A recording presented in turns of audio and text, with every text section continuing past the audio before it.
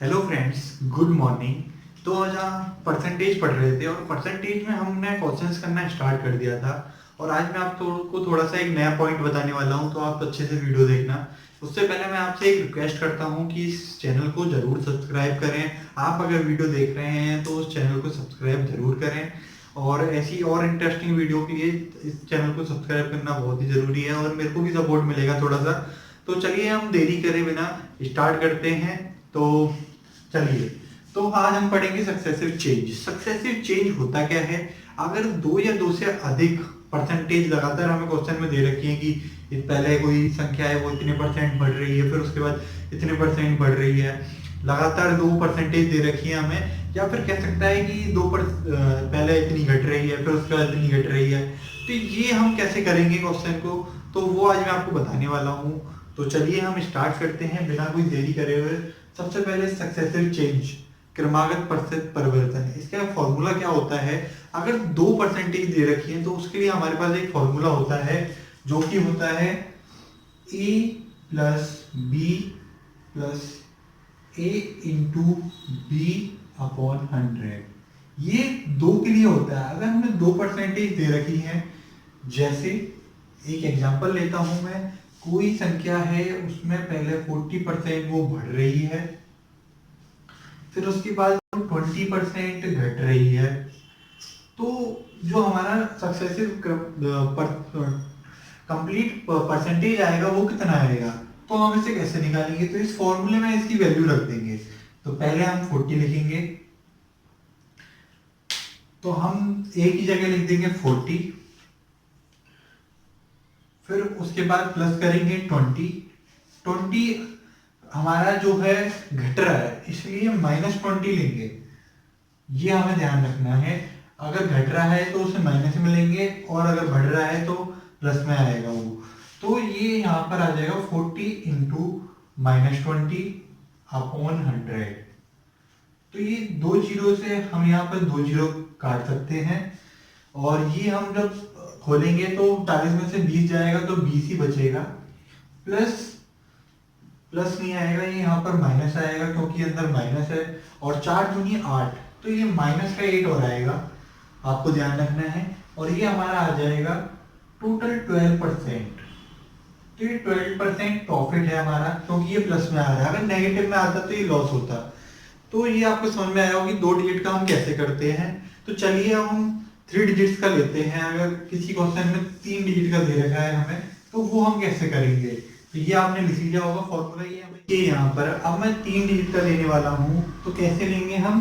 पहले ये 30% कोई बढ़ रहा है, फिर उसके बाद 20% घट रहा है, फिर उसके बाद 10% फिर से बढ़ रहा है।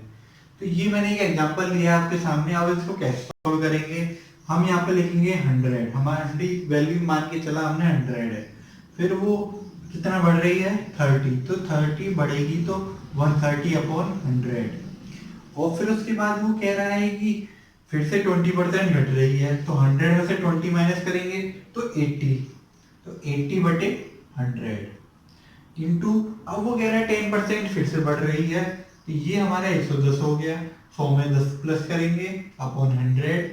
अब यहाँ पर हम इसे सॉल्व कर लेंगे, तो ये हमारा आसानी से आ जाएगा। तो अब इसे हम सॉल्व करते हैं, तो ये हमारा आएगा, ये और काट लो, तो ये हमारा आएगा कि ये 572 अपॉन 5, ये हमारा आंसर आएगा। और जब हम इसे भाग देंगे तो ये 114.4 आएगा। ये इतना हमारा आएगा। अब ये बड़ा कितना है? 114.4%। कितने से बड़ा है? 100 से बड़ा है। तो हम 100 पे से देखेंगे कि ये कितना बड़ा है। तो हमने जैसे देखा, तो ये 100 से बढ़कर 114.4 हुआ है। तो इसमें कितनी बढ़ोतरी हुई है? 14.4%। ये बड़ा है कि नहीं बड़ा है? बिल्कुल बड़ा है। तो ये 14.4% का जो हमारा आया है, यही हमारा आंसर है। ये हमारा 14.4% बड़ा है, यही हमें याद रखना है। और ये हमें कैसे निकाला आप समझ गए होंगे। तो चलिए अब हम अगला एग्जांपल लेते हैं। अगर हम अगला क्वेश्चन, और अगला वैल्यू मैंने थोड़ी लिया आपको टफ, जो कि मैंने आपको फ्रैक्शंस बनाने सिखाए थे, वो अगर हमें दे रखे हैं तो हम कैसे सॉल्व करेंगे। बहुत ही सिंपल है। 16 से 2/3 का मैंने आपको फ्रैक्शन बताया था, होता है ये होता है हमारा 1/6। ये हमारा घट रहा है, हमें ध्यान रखना है। जिसके आगे नीचे का एरो बनना है वो घट रहा है, और जो मैंने ऊपर का लगा रखा है ये बढ़ रहा है, ये घट रहा है, फिर ये घट रहा है। तो क्या होगी हमारी परसेंटेज, बढ़ोतरी या घटोत्तरी, तो हम निकालते हैं। ये हम कैसे निकालते हैं, 14.28% की हमें पता है वैल्यू, और उसमें अगर 2 से मल्टीप्लाई करेंगे तो ये आता है। तो इसकी होती है 1/7, और 2 से मल्टीप्लाई हो जाएगा तो ये आ जाएगा हमारा 2/7। तो हमें ये याद रखना है। मैं इसको यहाँ ऊपर लिख देता हूँ 2/7। ठीक है ना। ये कैसे आई ये आपको समझ में आ गया होगा। फिर उसके बाद हम एक और लेते हैं, और ये होता है हमारा 11.11 इंटू 5। ये आपको याद रखना है। और ये होता है हमारा 11.11 होता है हमारा 1/9, और इसमें 5 से मल्टीप्लाई करा तो ये 5/9 आ गया। तो ये भी मैं ऊपर लिख लेता हूँ 5/9। तो चलिए, तो अब हम इसे कैसे सॉल्व करेंगे। हमने फ्रैक्शंस निकाल ली हैं सबकी, और ये बहुत आसान हो गया है। तो देखिए हम चुटकियों में कैसे सॉल्व करते हैं इसको।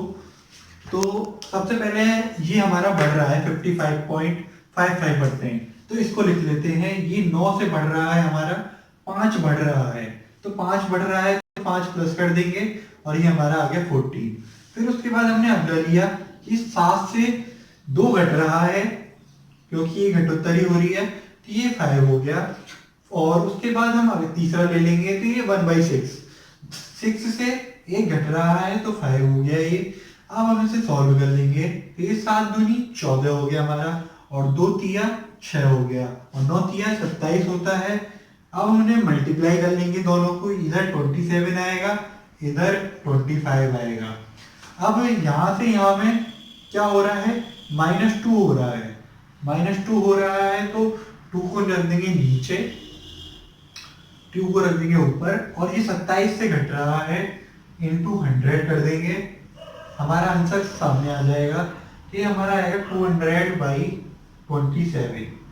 अगर हम इसे और आगे निकालेंगे, देखिए ऐसे आएगा कुछ 7 सही 11/27, ऐसे कुछ आएगा ये आंसर हमारा। तो ये इतने परसेंट जो है हमारा, ये हमारा घट रहा है। हमें ध्यान रखना है, क्योंकि ये माइनस हुआ है, यहाँ पर वैल्यू कम हुई है, तो हमें ध्यान रखना है ये घट रहा है। तो आपको ये समझ में आया होगा कि ये कैसे यूज करते हैं हम फ्रैक्शंस वगैरह को। तो चलिए हम आगे बढ़ते हैं और अगला समझते हैं। तो चलिए फ्रेंड्स, मैं आपको एक और समझाता हूँ।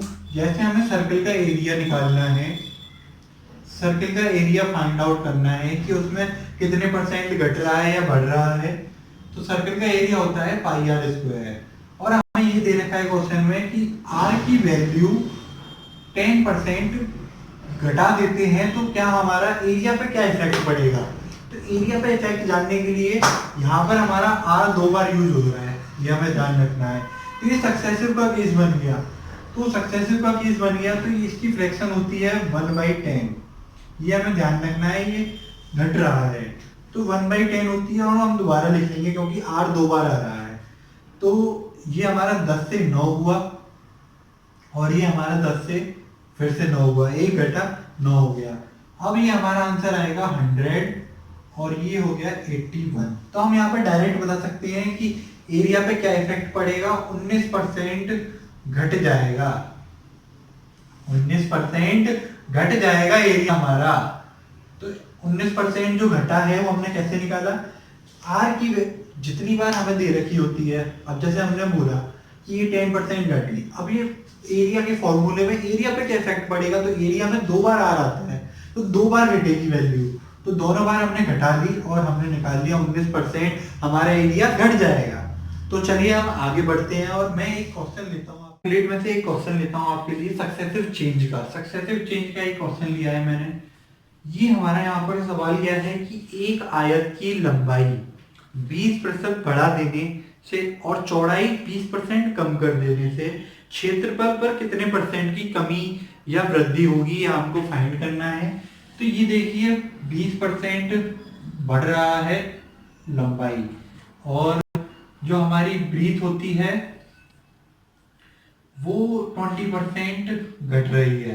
तो सीधी सी बात है, तो हम कैसे निकालेंगे एरिया जो इसका होता है, पहले हमें एरिया भी देखना पड़ेगा। तो L इंटू बी होता है, तो हमें दोनों का यूज करना है। तो हम क्या करेंगे, सबसे पहले एक मैंने आपको फॉर्मूला बताया था, 20% बढ़ा 20% घटा, और ए प्लस बी इंटू प्लस ए इंटू बी अपॉन 100, तो 20 इंटू -20 अपॉन 100, ये हमारा फॉर्मूला लग जाएगा इसमें।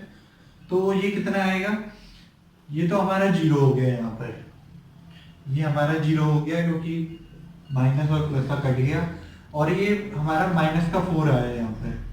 तो -4 का मतलब है कि 4% घट जाएगा हमारा एरिया, जो हमारा एरिया है वो 4% घट जाएगा। ये हमारा इस क्वेश्चन का आंसर आएगा।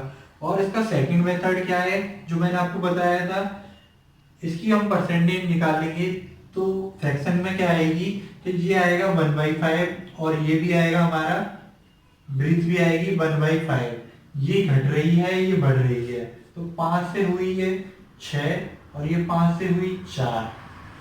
समझ में आ रहा है नहीं आ रहा। ये एक बार घटा दी मैंने ब्रीथ को, और ये हमारी लेंथ है तो ये बढ़ गई। तो 5 पंजे 25 और 6 चौक 24। अब हम इसको ऐसे निकाल सकते हैं कि 1 की कमी आई है कितने पर, 25 पर इंटू 100 कमी हो रही है, ये तो हमें दिख ही रहा है। और ये 25 चौका यहाँ पे गया, और ये 4% हमारी कमी यहाँ पर आ गई। देखिए आंसर वही आएगा, कोई फर्क नहीं पड़ेगा। तो हम और आगे क्वेश्चंस लेते हैं। एक मैं वैसा क्वेश्चन लिखता हूँ आपके लिए, चलिए देखते हैं। आपके लिए, if the difference between 62% of a number and 3/5 of that number is 36, then find the number।